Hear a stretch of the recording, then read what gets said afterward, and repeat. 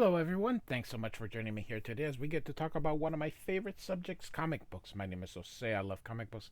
I love talking about them. I love sharing them with you. Feel free to follow me on social media if you would like. Links are in the description below. I've also posted a link to the Marvel fan site that will have plots, analysis, and character bios for this issue we're about to go through. So we are here looking at Classic X Men number 22. I do have a playlist. I started with Classic X Men from the very first issue. The reason I choose Classic X Men, for a while at least, is they have a lot of supplemental materials, a lot of exposition, a lot of stuff that kind of really brings in the overall picture.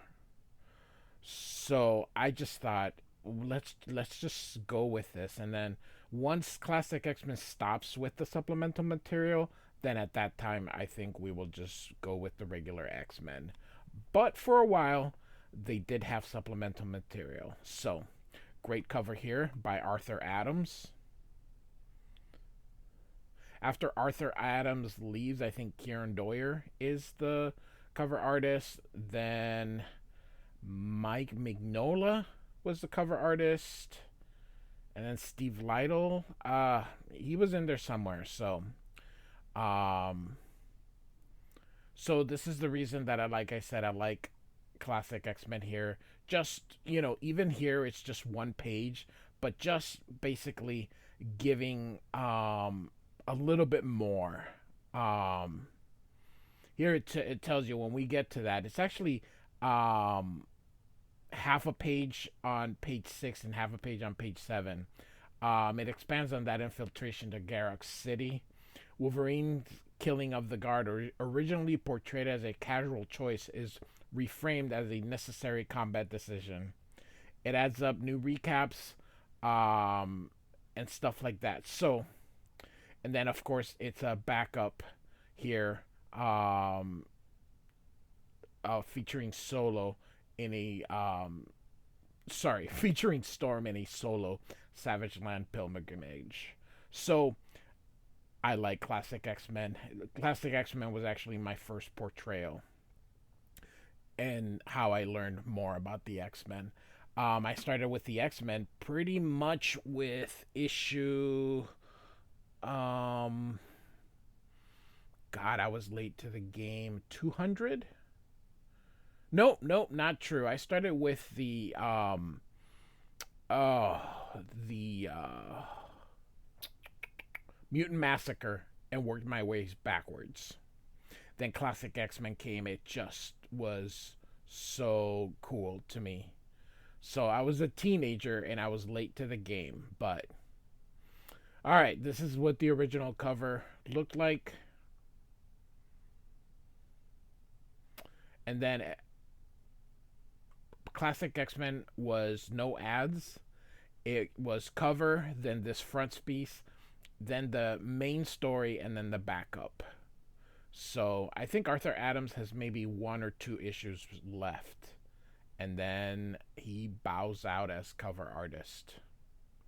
I don't know whether he got too expensive or whether just doing one cover and a front piece was too much. I doubt it. He probably got spendy. So, all right. So this was added here.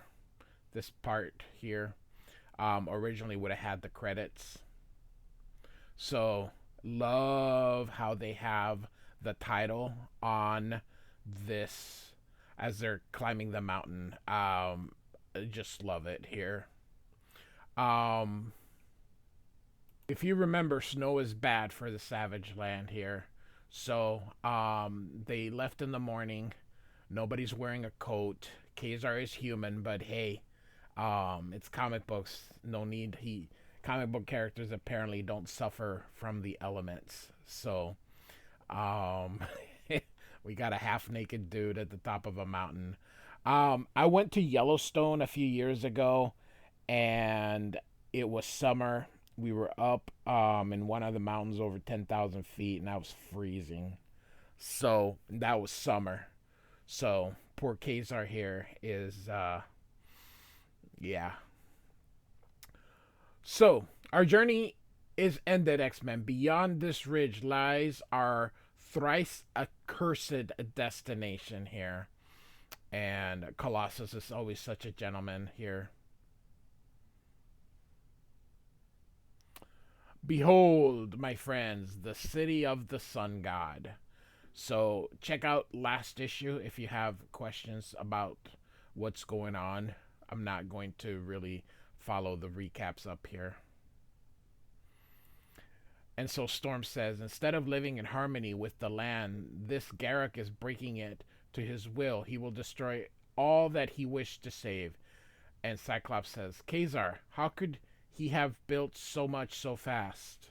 And Kazar answers, when you are a god, my friends, all things are possible. And so a lance here is thrown at them. Intruder, stand where you are. And Kazar moves Cyclops out of the way and warns him. In the name of the Most High, surrender or die. These guys are riding a pterodactyl. And Wolverine is like, cripes, it's the Flamin' Air Force. Storm tells Banshee to fly in the ground. They are at the warrior's mercy. And he yells out, fools, you cannot escape us. And so Nightcrawler says she's not trying to, but then he thinks, but she's still too weak from Sauron's attack to fight effectively. Hold the fort, Colossus. And then he transports or teleports. Sorry, you can see here. Bamf, bamf. I'm going to give Storm a hand. And punches this dude.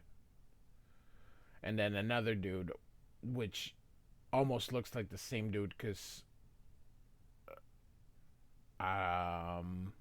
is it one dude?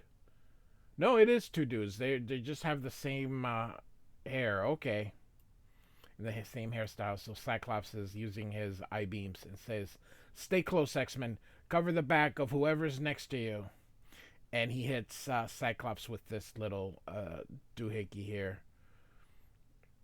And Kazar's going to try to help him, but he's too late here, as the pterodactyl has grabbed him. And then Colossus is the next one grabbed. And then Banshee is grabbed. He says he couldn't hear him over the sound of the scream. And then they hit Kazar to he's gonna plunge to his death, but no, this dude catches him. And so they leave, and behind is Wolverine, Storm, and then Nightcrawler. Nightcrawler says they're flying away. And Wolverine says they're pulling out because they've caught as many of us as they can carry. As soon as they get some reinforcements, they'll be back. And Storm says, I think not, Wolverine. Those pterosaurs are gliders. They will not be able to make any headway against the winds. I'm establishing up around this peak. And Wolverine says, too bad you couldn't have done that during the fight to knock him down.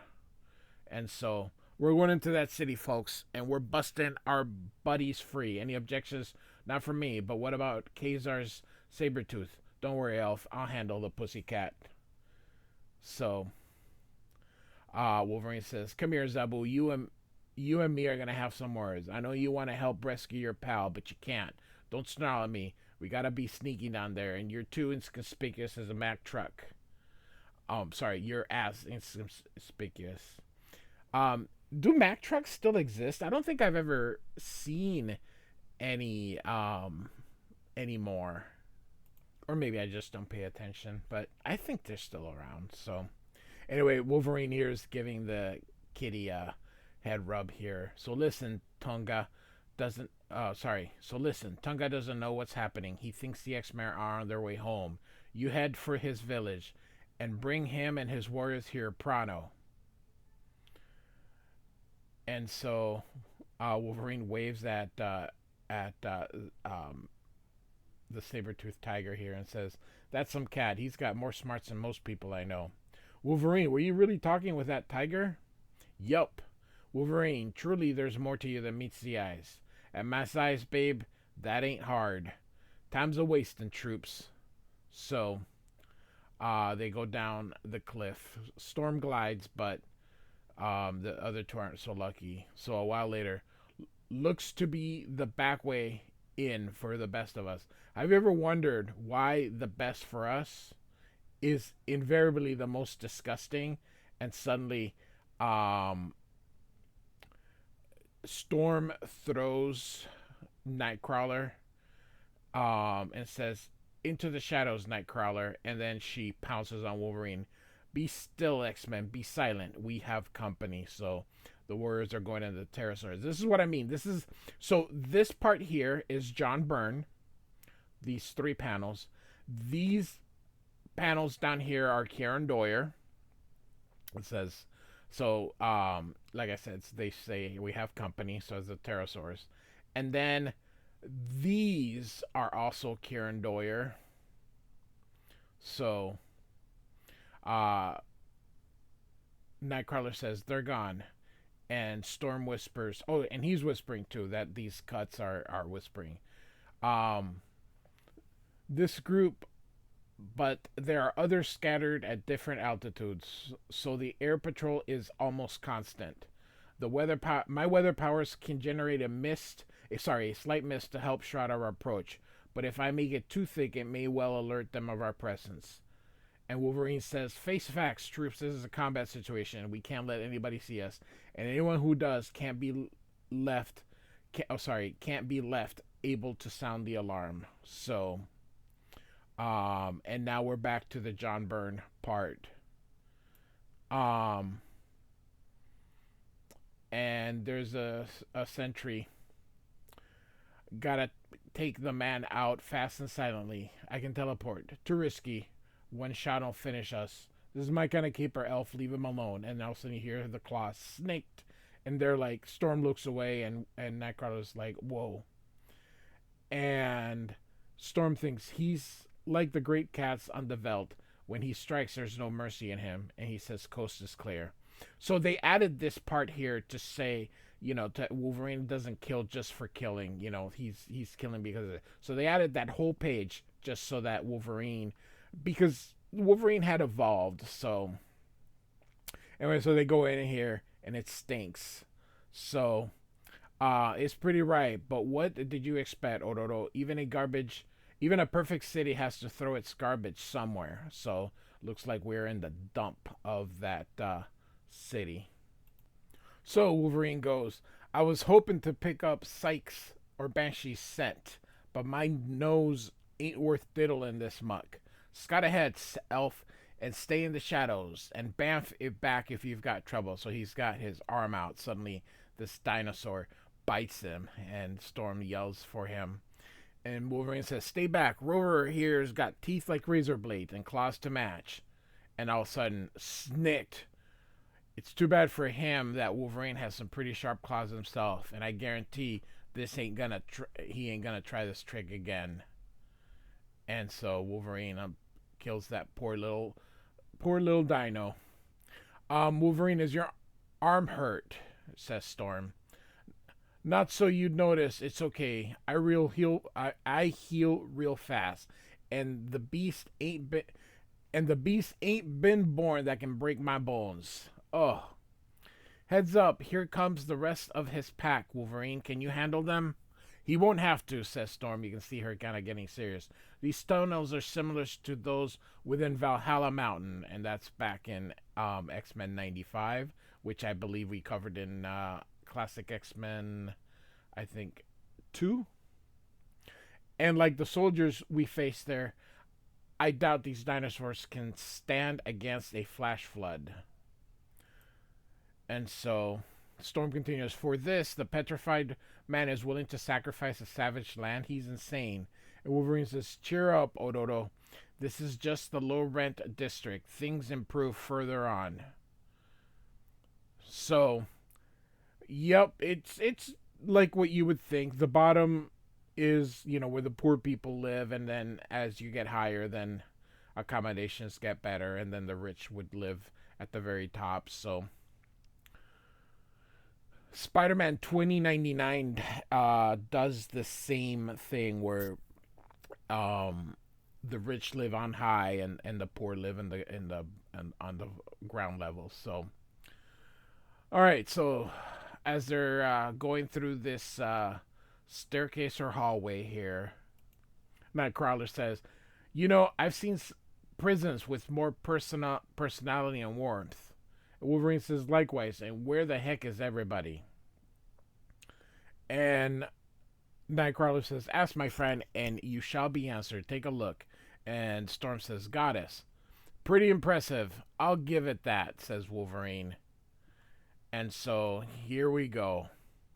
Wolverine says, "I think we found Cyclops and the others, but if I try to get down there on foot or Storm in the air, we'll both get scragged before we go 10 feet. Elf, can you teleport that far in one shot?" And Nightcrawler thinks, "I've never tried it. The strain could leave me weak as a kitten." And then he says, "Watch me." So they're burning Colossus. You can see by how hot he is. And was it Groku? I don't think that was his name. That's the baby Yoda. Whatever. I'm sure we'll get back to it. Your executions will serve as an object lesson to those less enlightened members of my community. I will brook no transgressions of my law of peace. And Colossus here is yelling, "Peace! Law of butchery would be more honest. Were it not for these vibranium bonds, I would..." And Zaladane says, "Silence! For the good of the state, Outlander sacrifices are necessary. Your time grows short, X-Men. How much longer can even your armored form withstand in the awesome heat of that magma pit?" And Colossus, I love the magenta. He's right. My body is already glowing red hot. No pain yet, but it will come. I wonder, will I melt? And so Nightcrawler teleports and takes out the blinds that were on Cyclops' head. "It's happening again. Another X-Men is about to die, and I'm helpless to prevent it." And Nightcrawler says, "Made it. Leader, do your stuff." And with pleasure, Nightcrawler's Colossus the pillar, and he shoots down, and he breaks out. Garak. I wanted to say Groku. "I'm free now, Garak, and I will not stop until I have brought your reign of terror to an end." And Cyclops says, "Banshee, don't move a muscle," and he uses his optic beam to get the one that was holding his sonic scream, and you can see Nightcrawler fighting. And he uses his sonic scream. Here comes Storm carrying Wolverine. She's yelling at him, "Stop squirming." And he says, "Then move it, babe, for the Irish gets a spear in the back."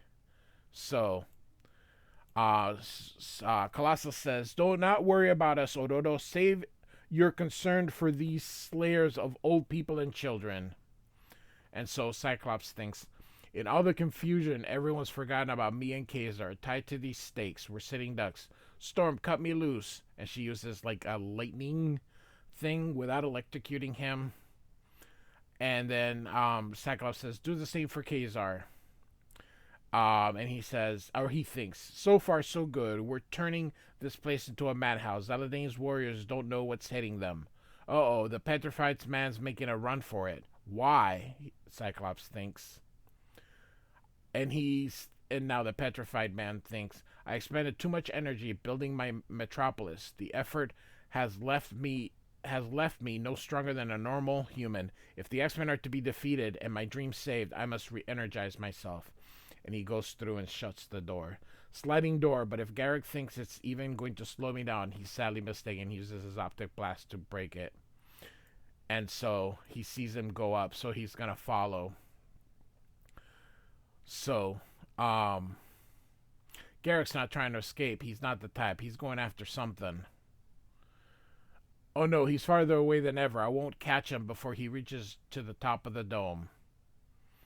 He's too far away to risk an optic blast, but I must stop him. From what Kazar told me, the city is built over the geothermal heat sink that warms the Savage Land, acting like a seal on a gigantic pressure cooker.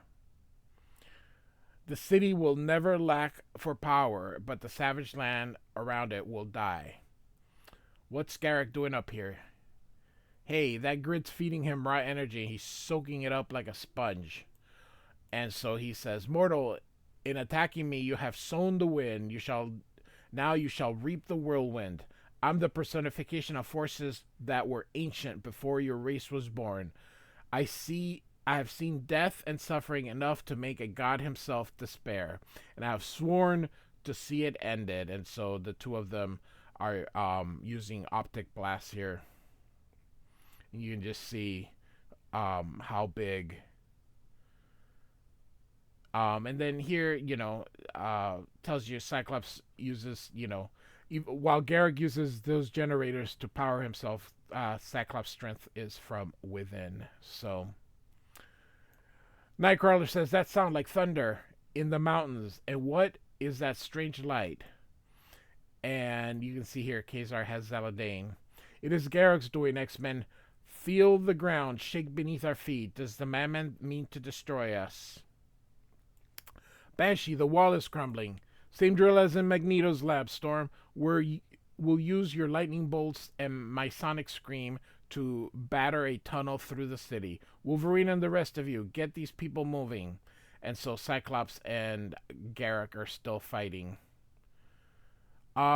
This is weird because here he looks to be climbing a ladder, and he looks to be standing on something. That's just weird. That's all right. I just noticed it for the first time here, so hey, I guess too many people didn't notice. So Cyclops says, Garrick, your city is maintained by a balance as fragile as a savage land's ecology. Our battles is shattering it. And just on cue, they fall. No, the dome is collapsing under us. And so you can see them falling through. And again, Cyclops is like, looks like my number's up. I hope the others got out okay. But Banshee grabbed him. And here comes Storm. She means to rescue Garrick. And so she's trying to get him. And he's reaching out, but she can't anymore. And so in that instant, Storm is no more than there's sorry, in that instant, Storm is no more. There's only Ororo, a child whose private hell is the fear of the dying alone, buried in the dark. So that's why she couldn't keep pursuing him. It just got too dark. So the X-Men go out, and Cyclops says, the city's tumbling down into the shaft, and all the petrified man's dreams with it. My God, Storm's still in there. She went after Garrick when Banshee caught me. Cyclops, look, and here comes Storm. Great panel here in all her glory. That's odd. Why is she landing away from us? I better see if she's all right. And Wolverine says, leave her, Irish. Huh? Think about it. She went down that hole to save him. She came back empty-handed. Whatever happened down there, I figure it's something she'd rather work out on her own. And you can just see how sad she looks. So, fortnight later, after the great river has thawed, the next months will be difficult, my friend, but in the end, I think all will be well. Thank you for your help. And Cyclops says, I wish we could stay and do more, but Magneto possibly on the loose. Wolverine is petting Zabu, and Nightcrawler says, Wolverine is a tiger. Fantastic. And of course, Sauron here. I'm not going with you, Cyclops. The world thinks Karl Lycos is dead. Let's leave it at that. Understand, Lycos. Whatever you're looking for, I hope you find it. So, off goes the X-Men. And Cyclops is using his optic blast kind of as the engine for this thing. It isn't long before they're near the open sea. Cyclops, I sense a storm. We must go back. We couldn't if we wanted to, Ororo. Those currents got us. Before they know it, their frail craft is swept out of the shelter of the great cavern and into the raging furies, one of the worst winter gales to hit the Drake Passage south of Cape Horn in over 100 years. Next issue, Psywar. the least expected X-Men origin of them all. Now, this is not the conclusion of our tale, because this is classic X-Men. There is supplemental material, so there's a backup story. So these again were some of the changes that were done. This was the original version of these scenes. And then there was changes in the you can see the Wolverine actually got to say something.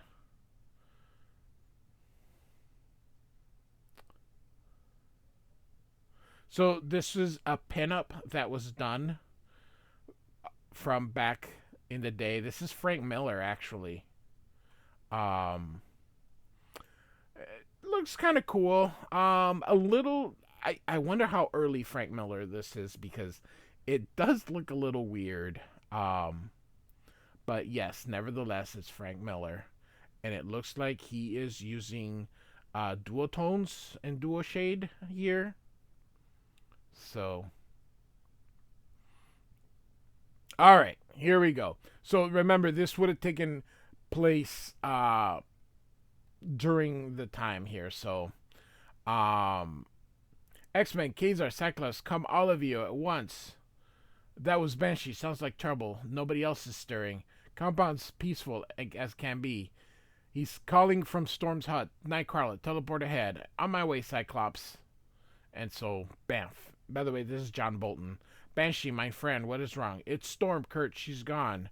When? Oh, sorry, where, when, why? According to this note, she felt the need for some time off by herself. She promised to be back before we leave. If she's able, trust me, X-Men, the Savage Land can be a treacherous, deadly place, especially for a woman alone. And Wolverine says, she's no woman, bub. She's Storm. She'll be fine. I'm lord of this land, Wolverine. I know what I'm talking about. And he says, you don't know her. She's an adult, Kazar, ready and able to take responsibility for her actions. Why not take her at her word and leave her in peace? And Cyclops says, makes sense. Darn straight, says Wolverine. I only hope none of us will live to regret it. And so we get this story. So, called Solace. And we get a lot of words by Chris Claremont. Kind of where she's from. She was a goddess and mutant heroes, X-Men. Just so much stuff. So, Storm's flying around. It's just beautiful. So,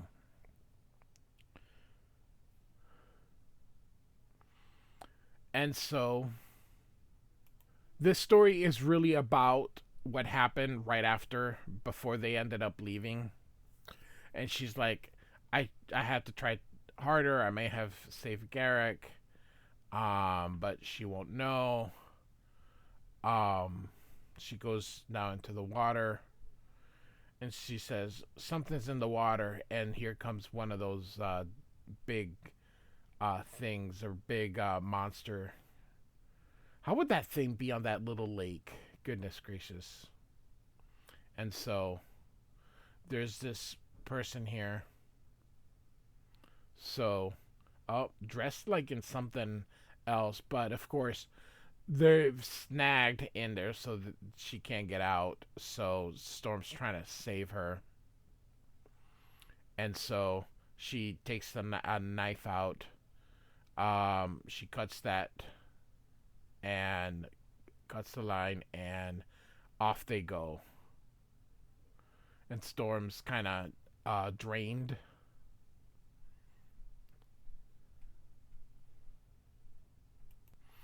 So she kind of dreams this weird dream here. This is her mom, and I don't know, kind of combining that monstrous thing. So anyway, she wakes up and sees this alien lady here, which I imagine like sci-fi here. It says, "Genty, lass, gently. You've been long abed, and this hasn't seemed the gentlest of sleeps, but you've not to fear. You're among friends, quite safe." And she says, "Where am I?" "The world, but not I'll hazard your world, though they appear to have much in common. I'm Mirren. I'm called Storm, but my name is Ororo. What does that mean? Beauty. And I have choice in both counts. The healers despaired of your recovery, but I knew better. In your state, I would not yield to the shadow, and from that moment, I beheld you in the lake. I sensed in the way and others we were much alike. I am very sorry. I sometimes I struggle with Claremont's. I don't know. His writing style is great, but sometimes when you read, I mean, he's so verbose. My goodness. So this is who she saved. So and she says, I still do not understand. I dove into the lake on Earth, and I into one here. There are places in the firmament where the dimensional walls between worlds grow thin, forming a sort of junction that allow people to pass through. But is it still open? Can I go home? Gas. More in your ship. It flies. Many things do in this world. Ororo, stop. What are you doing? For me, Morin, what comes naturally. Blessed Solar, what a wonder you are, child. Like looking at myself, reborn. And so she's flying with this, is it like a wolf creature? And she says, hello, Wind Raider. Welcome to my realm. And she's like, oh, um, so she's like, you talk. And I like that. She says, um, the wolf basically thanks her for saving Marin. This phrase here is so Chris Claremont. He when he writes, I think he says this. So she says, "You made a conquest, Ororo, and a rare feat, and a rare fine feat it is too. It's been an age since I've heard Semeji croon so. So that's Semeji. An age, my lady, since I've had reason. You both do me more honor than I deserve. That child be not possible. I am thine, Ororo, as I am Emrin's forever." So it looks like we're there for a couple of days here. It says here Emrin is a warlord of the sky, so they're fighting here, and Storm's fighting with her. So kind of like a she pirate, and so